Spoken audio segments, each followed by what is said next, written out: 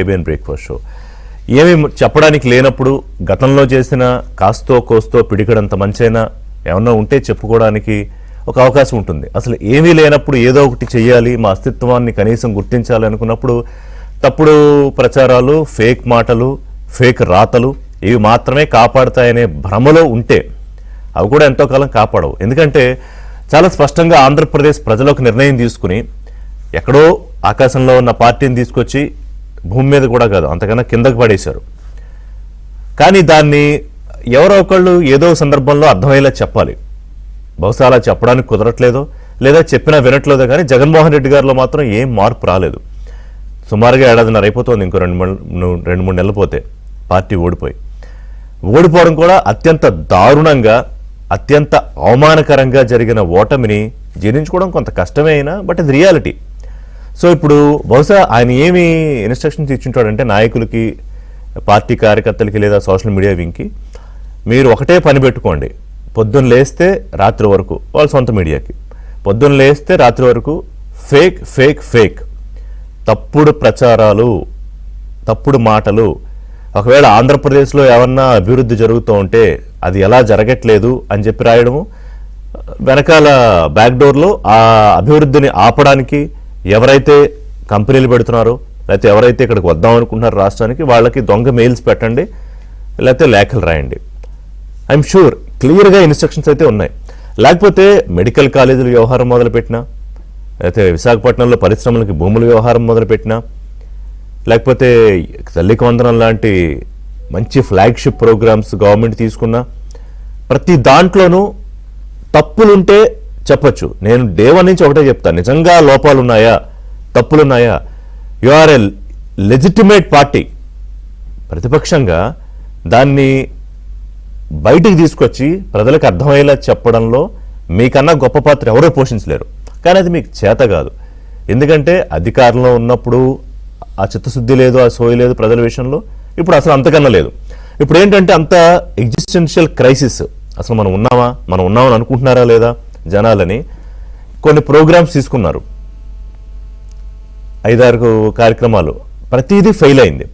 So ఇంక అది కూడా మానేశారు. అంటే ఏదో ఒక వంకన బయటికి రావడము మానేసి ఇంకేమన్నా చెప్పాలంటే 4 మాటలు ప్రెస్ ముందు మాట్లాడడం, అటు నుంచి అటు ముందే రెడీ అయిపోయి ఉంటుంది. చార్టర్డ్ ఫ్లైటో మరి ఎకానమీ అందరూ వెళ్ళే ఫ్లైటో నాకు తెలియదు, కానీ జగన్మోహన్ రెడ్డి గారికి ముందే ఫ్లైట్ రెడీగా ఉంటుంది, బెంగళూరు వెళ్ళిపోతారు. అక్కడి నుంచి 52 సార్లు 55 సార్లు వెళ్ళారు కదా ఇప్పటికి. సో ఏంటంటే క్లియర్గా అర్థమైపోతుంది పార్టీలో నాయకులకి, కార్యకర్తలకి కాన్ఫిడెన్స్ పోయింది. ఇంకా జగన్ ఆయన నాయకత్వంలో మనం పనిచేయడం అసలు మనకి భవిష్యత్తే అంధకారం అయిపోయేటట్టుందని క్లారిటీకి వచ్చేసారు. అందుకే పార్టీ మారే ప్రయత్నాలు చేయడాలు ఇవన్నీ చూస్తున్నాం. అంటే ఏదో ఒక అంశంలో అయినా నేను ఎదురు చూస్తూ ఉంటా, వీళ్ళు ఏమన్నా ఇదిగో ఈసారి కరెక్ట్గా మాట్లాడతారా, ఈసారి సెల్ఫ్ గోల్ వేసుకోకుండా జగన్మోహన్ రెడ్డి ఉంటారా, కరెక్ట్గా ప్రభుత్వాన్ని ఇరుకుని పెడతారా అంటే no, there is no one incidence. దానికి కారణం ఏంటంటే ఆయనకి తెలీదు, ఎవరన్నా చెప్తే వినే ఒక పరిస్థితి కూడా లేదు, మానసిక స్థితి కూడా ఆయన దానికి తగ్గట్టుగా మౌల్డ్ చేసుకోలేదని అనిపిస్తుంది నాకు. సరే, ఇక సభ విషయానికి వద్దాం. అసెంబ్లీ జరుగుతోంది, దానికి ఎలాగూ రారు, బయట కూర్చొని మాట్లాడతారు. నిన్న చంద్రబాబు నాయుడు కూడా అన్నారు, ఏమన్నా ఉంటే సభకు వచ్చి మాట్లాడచ్చు, బయట ఎందుకు పిచ్చి ప్రాలాపనలు అవన్నీ చెప్పి. సరే, మండలి జరుగుతోంది ఎంతో కొంత అనుకుంటే అక్కడ కూడా ప్రభుత్వాన్ని మాట్లాడినెవరు, ప్రభుత్వం ఏమన్నా చేసిన మంచి పనులు చెప్దామంటే చెప్పనివ్వరు. మండలి ఎలా జరుగుతుందో చూస్తున్నాం. ఆఖరికి తెలుగుదేశం పార్టీ సీనియర్ నాయకులు, మంత్రి లోకేష్ కూడా సభ సజావుగా జరిగేలా చూడండి అని చైర్మన్కి రోజు రిక్వెస్ట్ చేసుకోవాల్సిన పరిస్థితి. ఇక నిన్న బొత్స గారైతే ఆయన అసలు అత్యద్భుతమైన నీతివంతమైన రాజకీయాలు చేసే పార్టీలాగా, అందులో నాయకుడిలాగా ఆయన మాట్లాడే ప్రయత్నం. ఇప్పుడు భువనేశ్వర్ గారి విషయంలో అప్పుడు జరిగిన అవమానానికి సంబంధించిన ఏదో లోకేష్ గారి ప్రస్తావన మహిళల విషయంలో తీసుకొస్తే, మీరు ఆ మహాతల్లిని తీసుకొచ్చి రాజకీయం చేసింది మీరు, చెత్త మాటలు మాట్లాడింది మీరు, పనికిమాలిన మాటలు మాట్లాడింది మీరు. ఆ వేళ బొత్స సత్యనారాయణ ఒక్క మాట అన్నారా? ఆ బుద్ధి లేని అడ్డగాడిదలు మాట్లాడితే వాళ్ళని ఒక్క మాట ఈయన అన్నారా అలా మాట్లాడడం తప్పని? నిన్నగాక మొన్న ప్రశాంత్ రెడ్డిని, నల్లపరెడ్డి ప్రసన్న కుమార్ రెడ్డి మాట్లాడితే అప్పుడు ఈ పెద్ద మనిషి ఏమన్నా మాట్లాడారా? అమరావతి మహిళల్ని వేశ్యలని అన్యాయంగా మాట్లాడితే సారీ అంటే ప్రస్తావించుకోవాలి కాబట్టి చెప్తున్నాం, అప్పుడు ఏమన్నా మాట్లాడారా? పైగా ఈయనే కదా అమరావతిని శ్మశానం అని ఎడారని అంటే అప్పుడు నాయకుడి కళ్ళల్లో ఆనందం చూడడానికి ఇంకా ఏది పడితే అది మాట్లాడారు అందరూ. సరే ఇవాళ ఆయనకి ఎల్ఓపి ఉంది, సభలో బలం ఉంది కాబట్టి కనీసం శాసనమండలి కన్నా వస్తున్నారు, సంతోషం.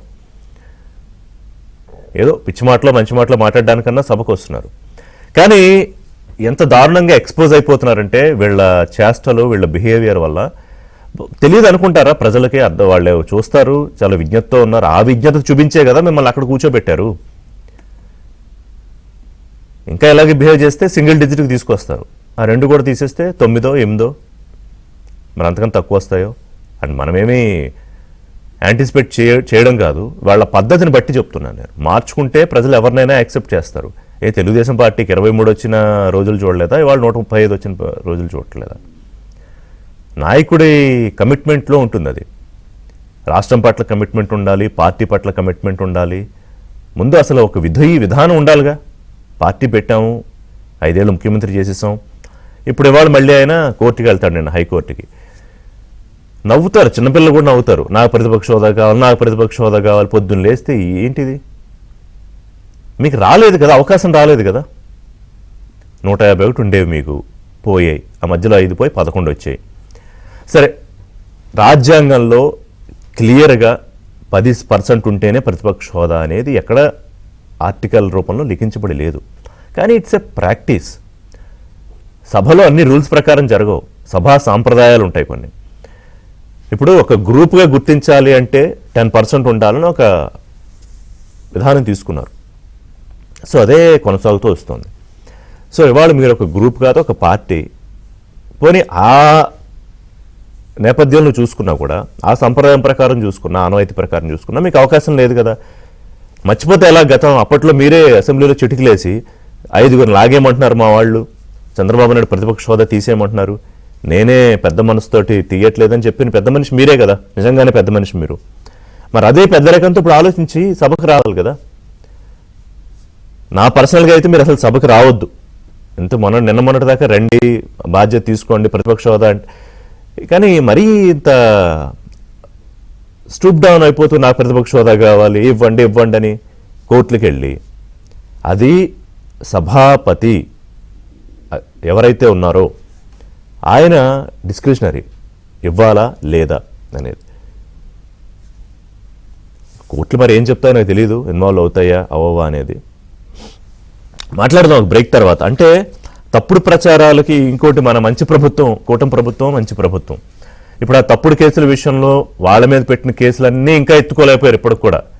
కొంతమందికి అందులో కేసులు ఉండి గవర్నమెంట్ ఉద్యోగాలకు అప్లై చేసుకోవడానికి లేదు, ఏ కానిస్టేబుల్ ఉద్యోగానికో దేనికో అప్లై చేసుకోవాలంటే లేదు. వీళ్ళు చేసే ప్రచారాల మీద, తప్పుడు మాటల మీద, ఈ ఫేక్ వ్యవహారం మీద కూడా మీరు కేసులు పెట్టరు.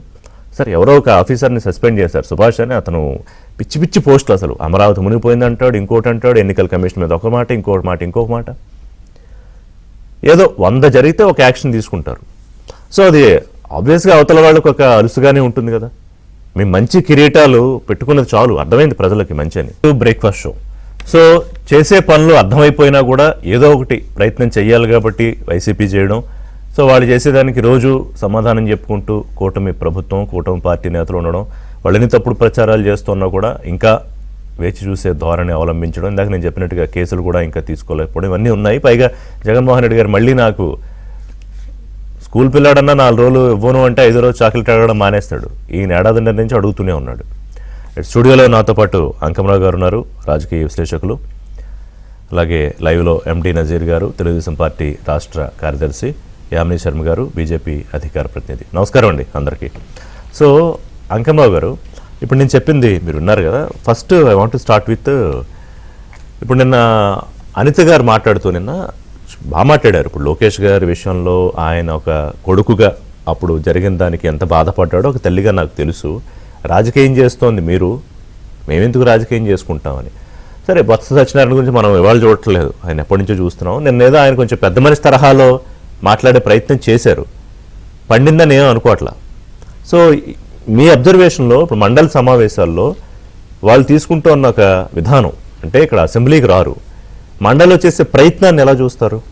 ముందుగా రిషి గారు, మీకు ఏబిఎన్ ఆంధ్రజ్యోతి యాజమాన్యానికి, యామిని శర్మ గారికి అలాగే ఎండి నజీర్ గారికి, వీక్షకులందరికీ కూడా శుభోదయం. నమస్కారం.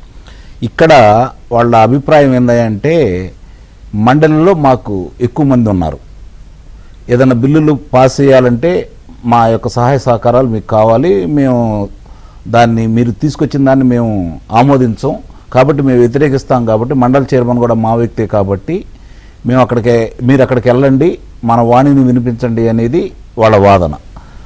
కానీ ఈ 3 సెషన్లు కనుక మనం చూసుకుంటా ఉంటే వాళ్ళు అక్కడ సంఖ్యాబలంగా ఉన్నా కూడా ప్రతి వాళ్ళల్లో వాళ్ళ మనసుల్లో 11 స్థానాలు అనేది ముద్రపడిపోయింది.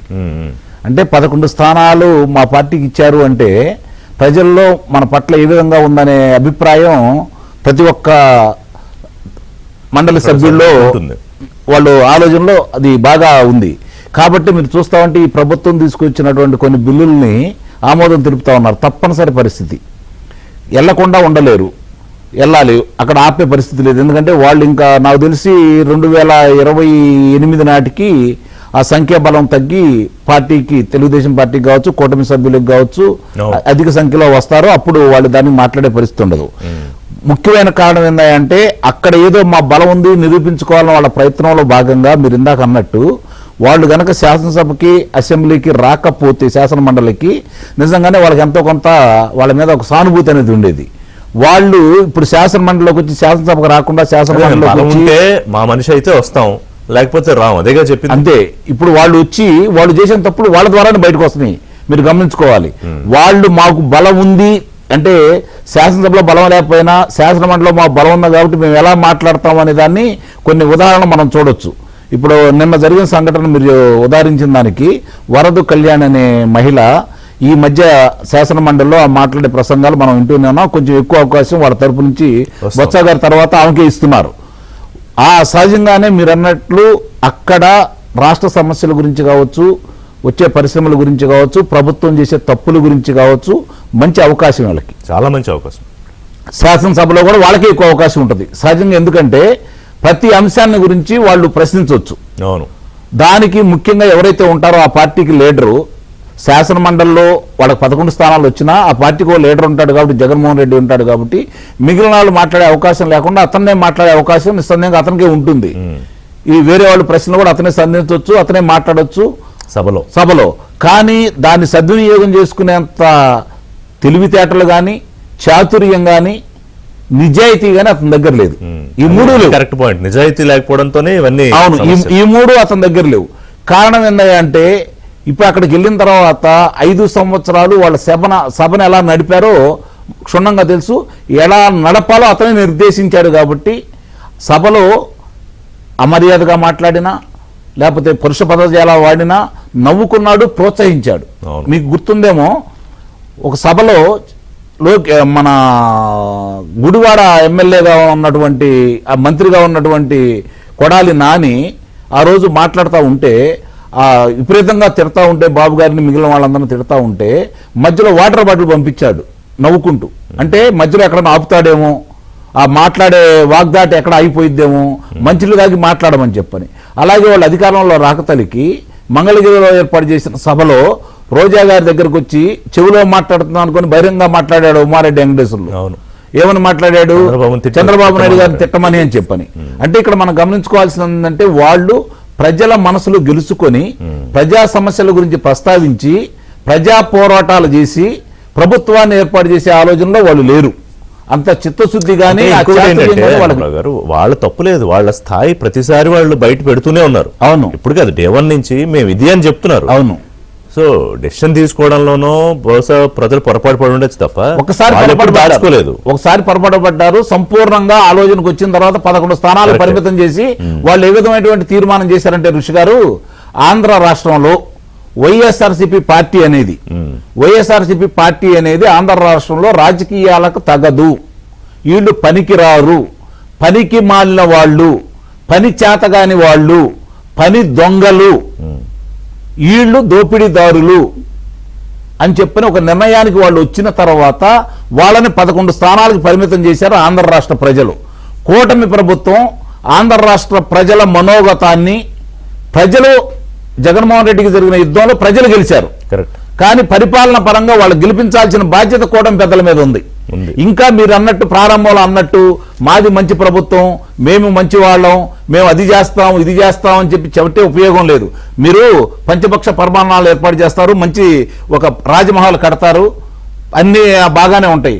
దాంట్లో దెయ్యాలని పాముల్ని తేల్ని వదిలితే వాళ్ళకి ఏం చేస్తారు? ఏం చేస్తారు చెప్పండి. కాబట్టి అది ఏరు వేయాల్సిన బాధ్యత ఎవరిది? కాపలాదారుడిదే కదా. ఏరు వేయాల్సిన బాధ్యత కాపలాదారుడిదే కదా. ఒక అంశం అంటే పర్లేదు ఋషి గారు, ఏదన్నా పొరపాట్లే చూచి చూడనట్టు వదిలేస్తున్నారు అనుకోవచ్చు. వాళ్ళు చేసే ఇప్పుడు సోషల్ మీడియాలో కావచ్చు, మామూలుగా బయటకు వచ్చి మాట్లాడే వాళ్ళు కావచ్చు.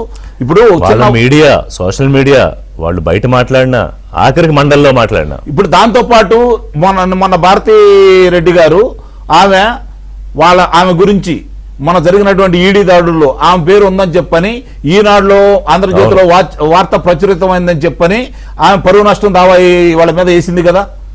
మీరు ఇప్పుడు నేను చెబుతున్నాను, 72 పర్యాయాలు ఈ కూటమి ప్రభుత్వం అధికారంలోకి వచ్చిన తర్వాత 72 పర్యాయాలు కూటమిని విమర్శిస్తూ ఏమీ లేకపోయినా కూడా తప్పులు రాతలు రాస్తే ఒక్కసారి స్పందించింది ఈ కూటమి ప్రభుత్వం. అంత మంచి ప్రభుత్వం అది. అంటే వీళ్ళకి అంటే ఆమెకున్నంత ధైర్యం కూడా వీళ్ళకి లేదు. యామిని శర్మ గారు, ఒకటి సరే మంచి ప్రభుత్వమే ఉండాలి ప్రజలకి, కానీ ఒక బలమైన ప్రభుత్వం ఇప్పుడు తప్పు చేసిన వాడిని ఒకసారి, 2 సార్లు, 3 సార్లు, 4వసారి కూడా వదిలేస్తే వాడు ఏం చేస్తాడంటే నాది కాదు తప్పు నీదే అని చెప్పే ప్రయత్నం చేస్తాడు. కరెక్ట్గా ఇప్పుడు ఆంధ్రప్రదేశ్లో అదే జరుగుతోంది. సో అక్కడ మొదలు పెడదాం. మీ మంచి ప్రభుత్వం ఈ మంచితనం ఇంకా ఎన్నాళ్ళు చూపిస్తుంది? శ్రీమాత్రే నమః. వందే మాత్రం. ముందుగా శరన్నవరాత్రి శుభాకాంక్షలు ప్రజలందరికీ కూడా. అలానే జిఎస్టీ నెక్స్ట్ జన్ 2.0 కూడా దేశ ప్రజలందరూ సంబరాలు చేసుకుంటున్నారు. ఇకపోతే మంచి ప్రభుత్వం అన్నారు. మంచి ప్రభుత్వము వైసీపీకి కార్యకర్తలకు, వైసీపీ నాయకులకు కాదండి. మా మంచి ప్రభుత్వం ప్రజలకి, ఈ రాష్ట్రానికి. మీరు అన్నట్టుగా దేనికైనా ఒక హద్దు ఉంటుంది, పరిమితి ఉంటుంది. దాన్ని మించి వెళ్తే గనక చర్యలు తప్పవు అనడానికి 1-2 సందర్భాల్లో కూడా మా మంచి ప్రభుత్వమే చేసి చూపించింది కూడా. కాకపోతే ఇక్కడ ఏంటంటే మనం ఓవరాల్ గా చూసుకుంటే రాజకీయంగా మీరు చెప్పేదంతా కరెక్ట్. ప్రజలు, సామాన్య ప్రజలు లేదంటే అంకమరావు గారు లాంటి వారు పెద్దలు, వాళ్ళ విశ్లేషణ కూడా ఒక పాయింట్ ఆఫ్ వ్యూలో చాలా కరెక్ట్. అంటే సామాన్యులు ఇదే అనుకుంటారు, ఎందుకు ప్రభుత్వము వెంటనే వారి పైన చర్యలు తీసుకోవట్లేదు అని. కాకపోతే ప్రభుత్వంలో ఉన్నటువంటి మాకు ఎలా ఉంటుందని అంటే, ప్రజలు ఏదైతే ఇప్పుడు 5 సంవత్సరాల జగన్మోహన్ రెడ్డిని, వారి నాయకులని, అసెంబ్లీను బయట అలా చూసిన తర్వాత అటువంటి ప్రభుత్వాన్ని కూడా మళ్ళీ మేము రాజకీయ కక్ష ధోరణితోటో లేదంటే వాళ్ళు చేశారు కాబట్టి మనం కూడా వెంటనే ప్రతిచర్య చేయాలని అనుకుంటూ వెళ్తే విలువైనటువంటి సమయం. ఎందుకంటే దాదాపు 30-40 సంవత్సరాలు అభివృద్ధి వెనక్కి వెళ్లిపోయిన దాన్ని ఇప్పుడు ప్రజలు ఇచ్చినటువంటి ఈ 5 సంవత్సరాలనే కాల పరిమితిలోనే మేము దాన్ని రీకన్స్ట్రక్ట్ చేసుకుంటూ, మేము ప్రజలకు ఇచ్చినటువంటి హామీలను నెరవేర్చుకుంటూ రాష్ట్రాన్ని అభివృద్ధి పదంలో తీసుకుని వెళ్ళాలి. సో సమయం చాలా తక్కువగా ఉంది, ఉన్న వనరులు చాలా తక్కువ ఉన్నాయి ఆర్థికంగా కూడా. అఫ్ కోర్స్ లైక్ కేంద్ర ప్రభుత్వం నుంచి దాదాపు 3 లక్షల కోట్లు రావడము లేదా ప్రాజెక్ట్స్ రూపంలో వస్తున్నాయి. కానీ ప్రతి విభాగంలోనూ వీరు చేసినటువంటి, వైసీపీ వారు చేసినటువంటి అవినీతి ఏదైతే ఉందో దాన్ని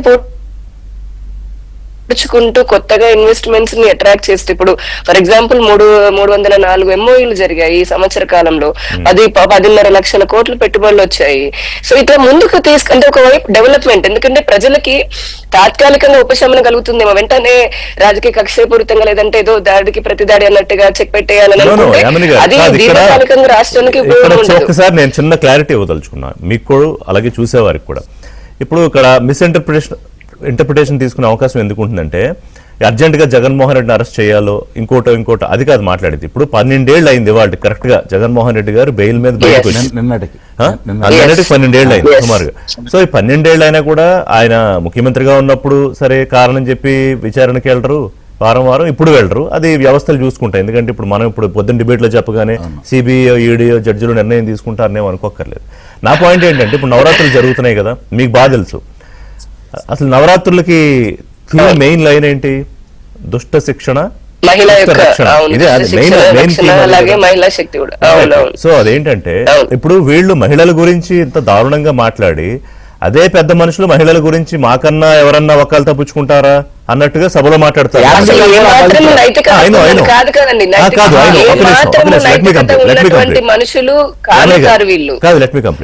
అదొకటి. తర్వాత సోషల్ మీడియా ఇంకా మీరు బహుశా ఇంక విసుగొచ్చి చూడడం మానేశారేమో, కానీ నేను అప్పుడప్పుడు చూస్తూ ఉంటా ఈ సాక్షి సోషల్ మీడియాను, అలాగే పత్రికల్లో వాళ్ళ హెడ్లైన్స్ ఏం పెట్టారు, మనకి కావాలి కదా ఏమి పాయింట్లు, వాళ్ళు ఏం పెడుతున్నారు ఏంటనేది. అంటే మీడియా, సోషల్ మీడియా బయట ప్రెస్ మీట్ పెట్టినా, లేకపోతే ఏదో కార్యక్రమంతో ధర్నారూపంలో బయటకు వచ్చినా, చట్టసభల్లో మాట్లాడినా ఒకటే లైను పైనుంచి కిందకి. నా పాయింట్ ఏంటంటే, మీరు ఇందాక వారు ఒక మంచి ఎగ్జాంపుల్ చెప్పారు అంకమరావు గారు, ఏది పంచభక్ష పరమాన్నాలు పళ్ళెంలో పెట్టి చుట్టూ పావులను తేళ్లు వదిలితే ఎలా తినలేరు, అలాగే ఒక బృహత్తర కార్యం మీరన్న ఒక అభివృద్ధి చేస్తూ, ఒక యజ్ఞం లాంటి కార్యక్రమం చేస్తూ అక్కడ కూడా ఈ రాక్షసులను నిర్వహించకపోతే, సో ఇవాళ వీళ్ళందరినీ తీసుకెళ్లి జైల్లో వేయమని నేను చెప్పట్లేదు, కానీ దీన్ని రెసిస్ట్ చేసే కార్యాచరణ కనిపించట్లేదు అనేది వాళ్ళ చర్చ రాష్ట్ర వ్యాప్తంగా. మీ చుట్టుపక్కల మాట్లాడే వాళ్ళు ఉంటారు. Please go on. మెను మా పోస్టుల కింద పెడుతున్నారు కదా, ఇప్పటికీ కూడా ఏంటి, ఏదైనా మంచి ఇలా ఒక ఫ్లైఓవర్ కట్టిందంటే దాని కింద బూతులు తిడుతూ పెట్టేటటువంటి ఈ రోజుకి నా పోస్టుల కింద ఉంటాయి. ఇక్కడ మహిళల గురించి మీరు చాలా కరెక్ట్ గా మాట్లాడండి. నవరాత్రి అంటేనే మహిళ యొక్క అంటే తన రక్షణ, తన శక్తి ఏదైతే ఉందో అది ప్రకటింపబడేటటువంటిది. ఇది ఎట్ ద సేమ్ టైం దుష్ట శిక్షణ అని చెప్పని ఇందాక అనుకున్నాం కదా, అటువంటిది చర్యలే దానికి ఖచ్చితంగా జరుగుతున్నాయి. నిన్న బొత్స గారు ఈ విషయం ఒక్కసారండి, నిన్న ఎంత వీళ్ళు నిస్సిగ్గు మాట్లాడుతుంటారు అంటే కొన్ని సార్లు అటువంటివి విన్నప్పుడు చూసినప్పుడు ఎటువంటి రాష్ట్రం అంటే నిజంగా ఎటువంటి మనుషుల మధ్య బతుకుతున్నాం అనిపిస్తుంది. అంటే కొద్దిగా అయినప్పుడు ఒకసారి కాదు ఇంకొకసారి అయినా కొంచెం సిగ్గు, ఒక నైతికత, కొద్ది మానవత్వం, అరే జనాలు గమనిస్తున్నారు కదా, మనం ఇలా మాట్లాడితే వాళ్ళు చీ అనుకుంటారు కదా, ఆశయించుకుంటారు కదా, ఇటువంటివన్నీ ఏం వాళ్ళకి ఒంటికి అంటవు. ఆయన మాట్లాడుతున్నారు బొత్స గారు మహిళల గురించి అని. ఇదే మరి అసెంబ్లీ సాక్షి క్యారెక్టర్ అసాసినేషన్ చేసినప్పుడు, లేదంటే సాక్షి దాని అలైడ్ బ్లాగ్స్ లో రోతలు పచ్చిగా వ్యభిచారులను ఉపయోగించకూడదని వ్యభిచారులను మహిళల గురించి రాసినప్పుడు, ఇతర పార్టీ మహిళా నాయకుల గురించి రాసినప్పుడు, నాయకుల గురించి రాసినప్పుడు, అమరావతి మహిళా రైతులను కడుపులో తన్నినప్పుడు, లేదంటే ప్రశ్నించినందుకు ఈడ్చుకెళ్లి జైళ్లలో పెట్టి తన్ని బూటకాలతో తన్నినప్పుడు వారికి మహిళల గురించి తెలియలేదా? ఈ రోజున మండలిలో లేదంటే ఇలాగా మాట్లాడుతూ ఉంటే మహిళల గురించి అసలు మేమేం తప్పు మాట్లాడామని. సెకండ్ థింగ్ వచ్చేసి, నేను చాలా పెద్ద జోక్లు వేశారండి, నిజంగా జోక్ ఆఫ్ ద మిలియన్ అని అనుకోవచ్చు. ఇండస్ట్రీస్ అట ఋషి గారు వాళ్ళ హయాంలో వచ్చాయటండి, నిజంగా వాళ్ళ హయాంలో వచ్చినవి. ఇప్పుడు కనుక మేము అప్పుడు వాళ్ళు ఎంఓఈలు చేసుకున్నాం, ఇప్పుడు వస్తుంటే మరి అప్పుడు మీరు ఎంఓఈ చేసుకుంటే అప్పుడే ఎందుకు స్టార్ట్ అవ్వలేదు? ఇన్స్టెడ్ ఆఫ్ దాట్ ఎందుకు పారిపోయిన ఇండస్ట్రీలన్నీ? ఒక్కొక్క ఇండస్ట్రీ వాళ్ళు వచ్చి చెప్పమంటారా ఏంటి ఏ విధంగా వీళ్ళు భయభ్రాంతులకు గురి చేశారని. ఇంకోటి ఇన్ఫ్రాస్ట్రక్చర్, ద బిగ్గెస్ట్ జోక్ ఏంటంటే ఇన్ఫ్రాస్ట్రక్చర్ పాపం వైసీపీ హయాంలో పెరిగిందంట, వాళ్ళు కట్టారనంట. పోర్ట్లు అని చెప్పారు, పోర్ట్లు, జెట్టీలు, షిప్పింగ్ యార్డ్స్. కేంద్ర ప్రభుత్వం అన్ని వేల కోట్లు, లక్షల కోట్ల రూపాయలు ఇస్తే అవన్నీ దారి మళ్ళించుకుంటూ రాష్ట్రంలో రోడ్డు కానీ రాష్ట్రంలో ఒక గజం కూడా అంకమరావు గారు సినిమా గుర్తొస్తుంది, మల్లీశ్వర్లో అనుకుంటే తెలివితేటలు తట్టుకోలేకే ఇంకా పెళ్లి కాలేదని. అలాగే ఎంత అభివృద్ధి చూడలేకే కాదు, ఎంత అభివృద్ధి చూడలేకే రాష్ట్ర ప్రజలు ఓడించారు వాళ్ళని. అమ్మో మాకు ఇంత అభివృద్ధి వద్దు, ఎక్కువ జరిగిపోతుంది. రిషి గారు ఇప్పుడు అసెంబ్లీకి ఎందుకు వెళ్ళట్లేదు అంటే జగన్మోహన్ రెడ్డి గారు రెండోసారి నిన్న హైకోర్టుకి ఆయన వెళ్ళినట్టున్నారు.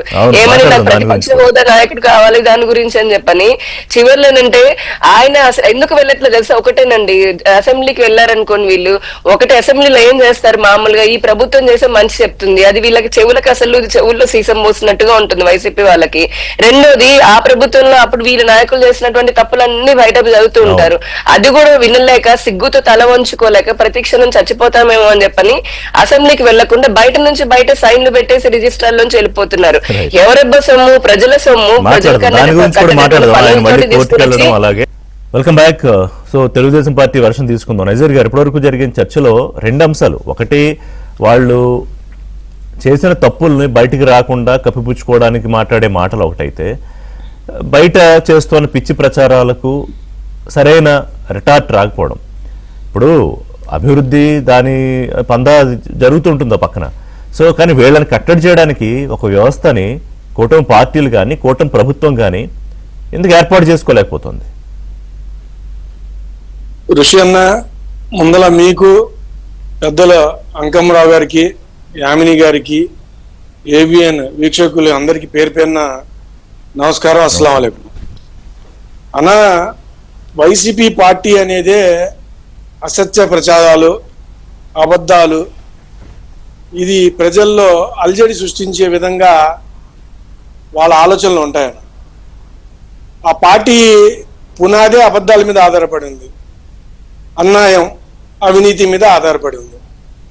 ఇప్పుడు చూసుకుంటే మేము వాస్తవాలకు వెళ్తే, సరే పెద్దలు చెప్పారు, తమరు చెప్పారు, ప్రజలకి తెలుసు వాళ్ళు చేసిన తప్పులకి, వాళ్ళు సృష్టించిన వినాశానికి ఈ రాష్ట్రంలో 19 నుంచి 24 మధ్యలో ప్రజలు అన్ని వర్గాలు ఎంత బాధపడ్డాయో.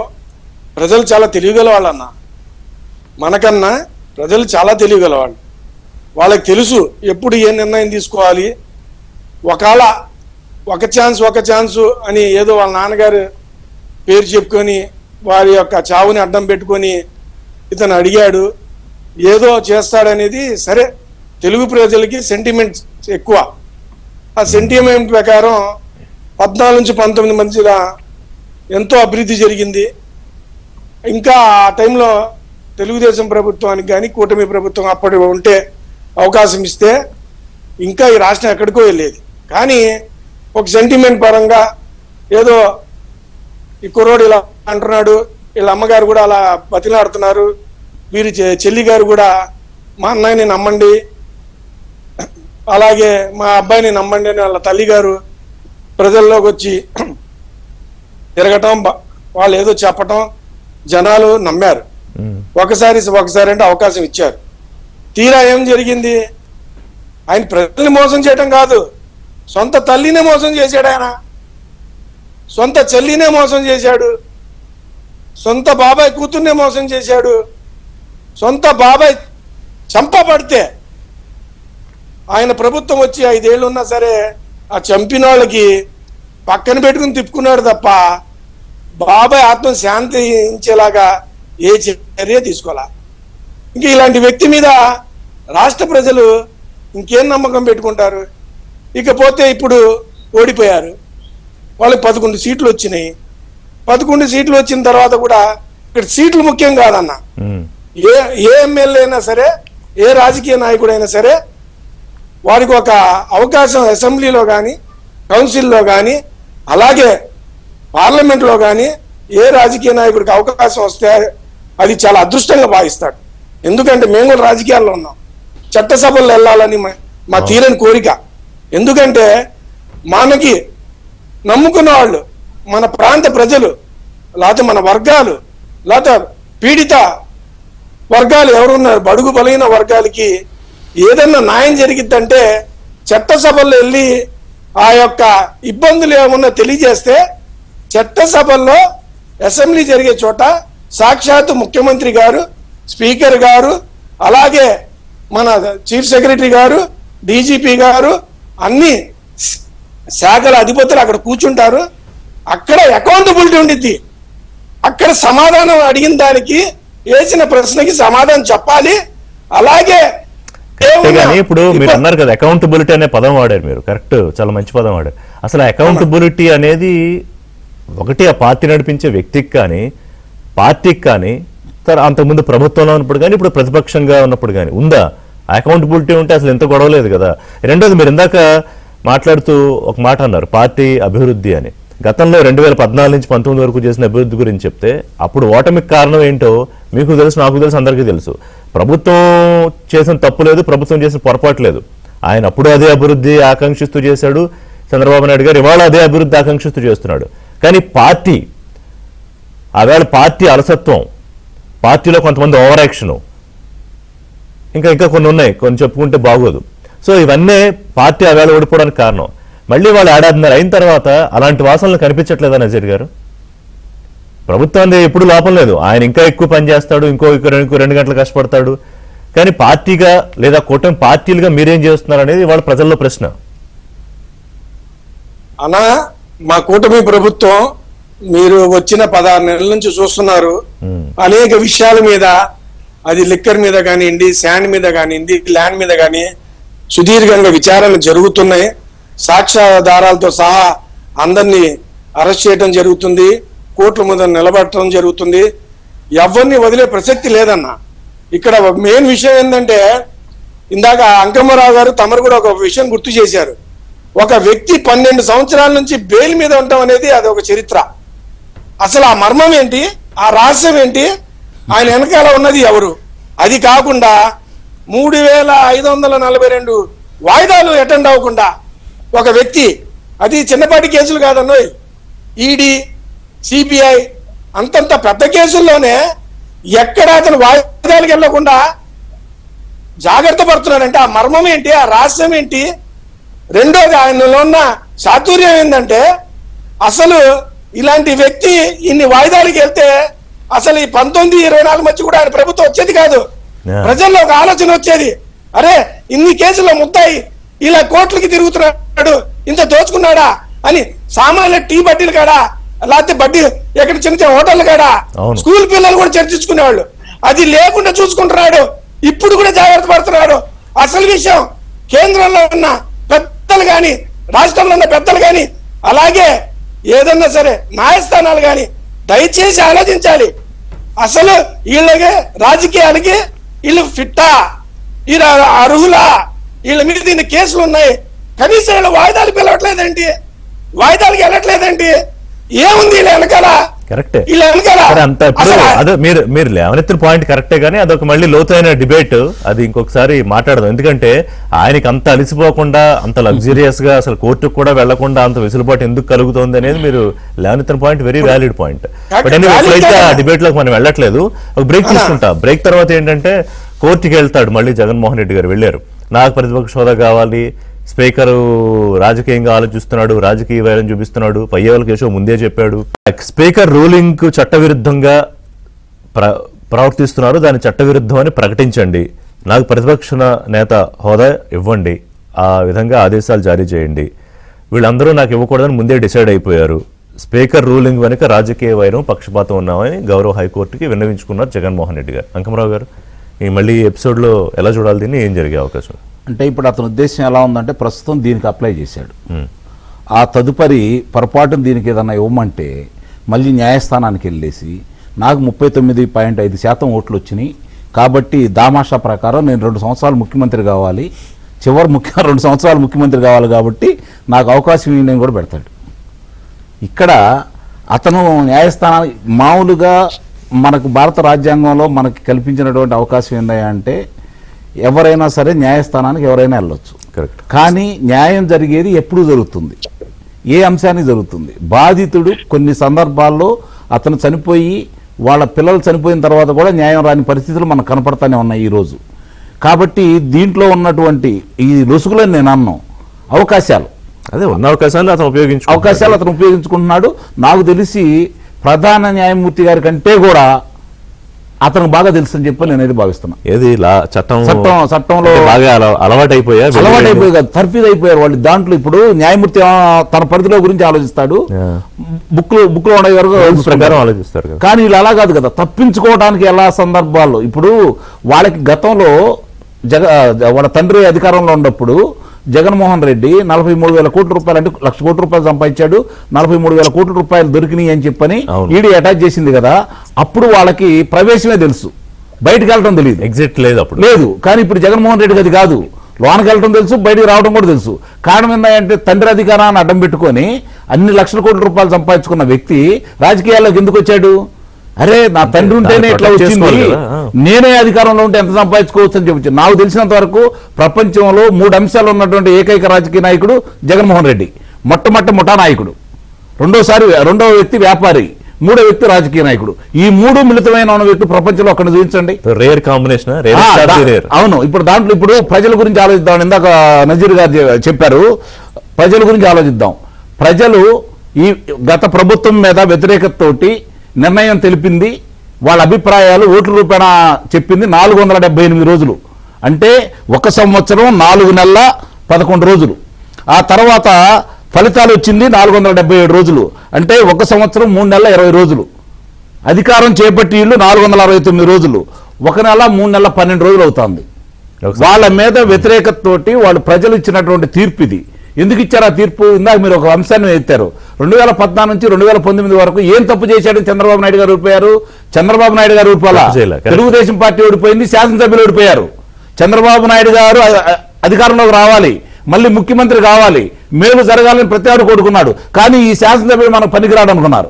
Exactly. ఎందుకంటే వాళ్ళు చేసిన తప్పులు ఈ రోజు ఒక చిన్న ఉదాహరణ ఋషి గారు 1989లో తెలుగుదేశం పార్టీ ఓడిపోయినందువల్ల ఎంతమంది ముఖ్యమంత్రులు మారారు, ఆంధ్ర రాష్ట్రానికి ఎంత నష్టం జరిగింది. 2004లో చంద్రబాబు నాయుడు గారు ఓడిపోయి రాజశేఖర రెడ్డి ముఖ్యమంత్రి అయినందువల్ల 10 సంవత్సరాలు ఉమ్మడి రాష్ట్రంలో తెలుగుదేశం ప్రభుత్వం అధికారం లేకపోవడం వల్ల ఎంత నష్టం జరిగింది రాష్ట్రానికి. నిజంగా మీరు ఒకసారి ఊహించండి, 1998 నుంచి ఆంధ్ర రాష్ట్రం పరుగులెత్తిన విధానం కావచ్చు, సంస్కరణ విధానం కావచ్చు, 38 ఇంజనీరింగ్ కాలేజీలు, 350 కాలేజీలు వాజ్పేయి గారి సహకారంతో చంద్రబాబు నాయుడు గారు ఏర్పాటు చేసినందుకు ఈ రోజు ఆంధ్ర రాష్ట్ర యువత దేశ విదేశాల్లో పెద్ద పెద్ద కంపెనీల్లో హలో అని చెప్పని ఎవరున్నారని చెప్పంటే ముగ్గురు తెలుగు వాళ్ళు మాట్లాడే పరిస్థితిని ఈ రోజు చంద్రబాబు నాయుడు ముఖ్యమంత్రిగా లేని ప్రతిసారి రాష్ట్రం నష్టపోయింది. అలాగే 2014 నుంచి 2019 వరకు రాష్ట్రం ఏ విధంగా ముందుకెళ్ళింది, 19 నుంచి 24 వరకు ఏ విధంగా వెళ్ళింది. ఇది గనక ఒకసారి కనుక ఆచరణలో కనుక చేసి చూపిస్తే మీరు మళ్ళీ అధికారంలో రావడం. ఇప్పుడు 18 గంటలు పనిచేస్తున్నారండి చంద్రబాబు నాయుడు గారు, లేదా లోకేష్ బాబు గారు, పవన్ కళ్యాణ్ గారు, భారతీయ జనతా పార్టీ కేంద్రం కూడా. కేంద్రం నిస్సందేహంగా నేను అప్రిషియేట్ చేస్తా. 100% రాజకీయం చక్కగా చేస్తున్నారు మోడీ గారు, నిస్సందేహంగా ఆయన నేను అభినందిస్తా. చాలా మందికి ఇష్టం లేకపోవచ్చు, నాకు కూడా ఇష్టం లేదు కొన్ని విషయాల్లో, కానీ రాజకీయంగా చేస్తున్నారు వాళ్ళు. కానీ రాష్ట్రంలో మీరు చేయండి రాజకీయం. 16 గంటలు రాష్ట్రంలో కూటమి పార్టీలు రాజకీయం చేయట్లేదు, పరిస్థితిలో చేయట్లేదండి. వాళ్ళు చెప్పుకుంటున్నారు రాజకీయం చేస్తున్నారంటే నేను అసలు ఒప్పుకోను. ఇప్పుడు ఇందాక వాళ్ళు అన్నారు కదా, మేము కక్ష సాధింపు చర్యలో భాగంగా మేము వాళ్ళు అరెస్ట్ చేయట్లేదు. మిమ్మల్ని ఎవరు చేయమన్నారు? చట్ట ప్రకారం వాళ్ళ మీద కేసులు పెట్టండి. ఎంతమంది మీద కేసులు పెట్టారు?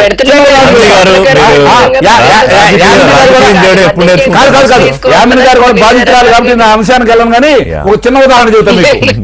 ఒక చిన్న ఉదాహరణ, పెద్ద బాధితురాలు అదే చంద్రగిరి ప్రస్తుతం ఎమ్మెల్యే పులివర్తి నాని అనే వ్యక్తి, ఆయన మీద హత్యా ప్రయత్నం జరిగితే దానికి బాధ్యుడైనటువంటి చెవిరెడ్డి భాస్కర్ రెడ్డి కొడుకు మోహిత్ రెడ్డి హత్యా నేరం కింద అతని మీద అభియోగం ఉంటే అతనికి విదేశాలకు వెళ్లకుండా లుకౌట్ నోటీసులు ఇస్తే బెంగళూరు విమానాశ్రయంలోంచి అతను పట్టుకొచ్చారు కదా, మరి అతనికి స్టేషన్ బెయిల్ ఇచ్చి పంపించారంటే ఏంటి చెప్పండి? ఇప్పటివరకు చర్యలేవి, ఆ అధికారుల మీద చర్యలేవి. మంచి పాయింట్, కానీ చర్చకి టైం లేకపోయింది. అందుకే నేను యామిని గారు సరే రాజకీయం చేయడం అనేది ఇప్పుడు నేర్చుకోమని కొత్తగా నేనేం చెప్పడం బాగోదు, కానీ ఎనీవే ఈ హైకోర్టుకి వెళ్ళడం మీద మీ కామెంట్ ఏంటి? మళ్ళీ జగన్మోహన్ రెడ్డి గారు 80% ఊరికి జగన్మోహన్ రెడ్డి గారి పరిస్థితి ఎలా ఉందంటే, అసలు స్కూల్ కే వెళ్లకుండా ఎగ్జామే రాయకుండా చివరికి వచ్చేటప్పుడు టీచర్ ని బెదిరించి నాకు ఫస్ట్ క్లాస్ లో మార్క్స్ ఇస్తావా లేదని చెప్పని బెదిరించి బ్లాక్ మెయిల్ చేసి లేదా ఏడ్చి గగ్గోలు పెట్టేటటువంటి రకంలా కనిపిస్తుంది.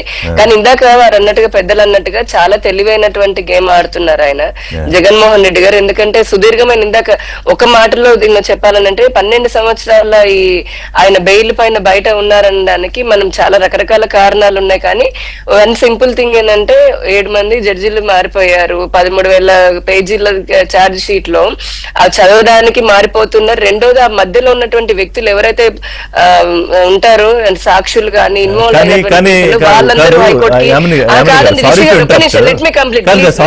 ఎందుకంటే దీని మీద చర్చకి వెళ్తే కొన్ని వాస్తవాలు కఠినమైన హైకోర్టుకి వెళ్ళడం, అక్కడ నుంచి మళ్ళీ సిబిఐ కోర్టుకి వెళ్ళడం ఉన్నాయి.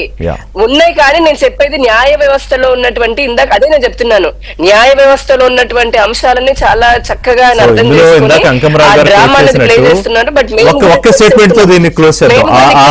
ఆ కేసుల విషయంలో అంకరావు గారు చెప్పినట్టు మోదీ గారు బ్రహ్మాండమైన రాజకీయం చేస్తున్నారు, అదే దీనికి అనుకుని కాదు ఇప్పుడు ఈయన కాదు అసెంబ్లీలో కాదు ఈ ప్రతిపక్ష హోదా. రిషి గారు ఒక్క నిమిషం, లెట్ మీ కంప్లీట్. ఇప్పుడు చంద్రబాబు నాయుడు గారు రాజకీయం చేయకుండానే ముఖ్యమంత్రి గారు అయ్యారు, ఓన్లీ అభివృద్ధి చేస్తేనే ముఖ్యమంత్రి అవ్వరు కదా. ఏ రాజకీయ పార్టీని ఏ రాజకీయ నాయకుడైనా రాజకీయం చేస్తారు, ప్రజలు మనల్ని గెలుచుకుంటారు, అది సపరేట్. సో ఇక్కడికి వచ్చేటప్పటికి మేము కూడా రిక్వెస్ట్ చేస్తున్నాము కోర్టులని, సుప్రీం కోర్టు కానీ బీట్ హైకోర్ట్స్ కానీ, బాబు ఈ జగన్మోహన్ రెడ్డికి సంబంధించినటువంటి కేసులు ఏవైతే పెండింగ్ లో ఉంటున్నాయో వాటిని తొందరగా పూర్తి చేయండి. వ్యవస్థలు వాటి రిపోర్ట్ వాళ్ళు ఇచ్చేసాయి, వాళ్ళ ఛార్జ్ షీట్ వాళ్ళు వేసేసారు, ఇంకా మీదే ఉన్నది. మీరు ఇట్లాంటి వెంటనే కనుక చర్యలు తీసుకొని ఆయన పైన యాక్షన్ తీసుకుంటే ఈ రాష్ట్రానికి పట్టినటువంటి పీడ వదిలిపోతుందని మేము కూడా కోరుకుంటున్నాం. ఒక్క లెటర్ ఒక స్టేట్మెంట్ ఇబ్బంది పెట్టడం నాకు ఇష్టం లేదు. కానీ యామిని గారు ఈ సబ్జెక్ట్ ఇప్పుడు కాదు, ఇప్పుడు తేలదు నా మాట వినండి. న్యాయస్థానానికి కేంద్ర ప్రభుత్వానికి సంబంధం ఏంటండి? ఒకవేళ సరే యామిని గారు ఇప్పుడు కాదు, ఇప్పుడు దానికి టైం సరిపోదు, అది పెద్ద చర్చ కాదు. నేను దాని మీద ఒక 1 అవర్ ప్రత్యేకమైన డిబేట్ పెట్టే గానీ ఇప్పుడు దాని మీద చర్చ టైం సరిపోదు. టైం అయిపోయింది. నజీర్ గారు ఇప్పుడు కోర్టుకి వెళ్ళడం మీద నాకు ఇస్తారా ఇవ్వరా? అనే అంశం మీద. అన్న ఆయన ఒక వ్యూహంలో వెళ్తున్నాడు. ఎట్లయినా ఆయనకి రావటం ఇష్టం లేదు. ఇటు పక్క అసెంబ్లీలో నీకు ఆ ప్రతిపక్ష హోదా అనేది ఏ విధంగా ఇయటానికి ఆస్కారం లేదురా నాయన అని ఇంతకుముందు స్పీకర్ గారు ఏది నిబంధనల ప్రకారం కరెక్టే, తెలియజేయడం జరిగింది. చెప్పడమే కదా రాజకీయ వైరం అంటే. మరి ఆయనకి ఇద్దరికి పర్సనల్ గా ఏం వైరం ఉందో అదిగో స్పీకర్ రాజకీయ వైరం అందుకని నాకు ఇవ్వట్లేదని కదా. కాదన్న నేను చెప్పేది. ఆయన ఎట్టి పరిస్థితుల్లో రాడు. దీన్ని మళ్లించడం కోసం హైకోర్టుకి వెళ్ళటం అనేది అతను ఒక డ్రామా. రెండోది నేను చెప్పేది ఏంటంటే దయచేసి హైకోర్టులు కూడా వాస్తవాలు తెలియజేసే విధంగా ఇలాంటి వ్యక్తుల్ని చివాట్లు పెట్టి నువ్వు కంపల్సరీ అసెంబ్లీకి వెళ్ళాలి, ముందర వెళ్ళి అక్కడ నీకు పులివెందల నుంచి ఎమ్మెల్యేగా అయ్యావు కాబట్టి అక్కడ ప్రజల యొక్క బాగోగుల గురించి అడుగు. నీతో పాటు గెలిచిన మిగతా 10 మంది కూడా నీతో కలుపుని 11 మంది ముందల మీ నియోజక సమస్యలు అవి అడగండి అని వాళ్ళు చివాట్లు పెట్టాలి. అది కాకుండా ఇవాళ మీకు ఒక విషయం తెలియజేయాలి. నేను ఎక్కడో 4 రోజుల క్రితం ఎక్కడో చదివా. ఇవాళ అత్యవసర సమావేశం అయితే పెట్టుకున్నాడు అతను 24వ తారీఖు. ఎమ్మెల్యేలు, ఎమ్మెల్సీలు, ఎంపీలు, ఆ ఏరియా కోఆర్డినేటర్లు, జిల్లా అధ్యక్షులు ఏదో దీని మీద తమ్మిని చేసి ప్రజల్ని కన్ఫ్యూజ్ చేసి ఏదో ప్రోగ్రామ్ కాల్ ఫర్ చేస్తారేమో. చూద్దాం ఏం జరుగుతుందో. ఎనీవే కోర్టులో ఏం జరుగుతుందో చూసిన తర్వాత మాట్లాడడం. థ్యాంక్ యూ వెరీ మచ్ యామన్ గారు, నజీర్ గారు, అంగమరావు గారు. ఇది వాళ్ళ బ్రేక్ఫాస్ట్ షో. అప్డేట్స్ కోసం కీప్ వాచింగ్ ఏబీ.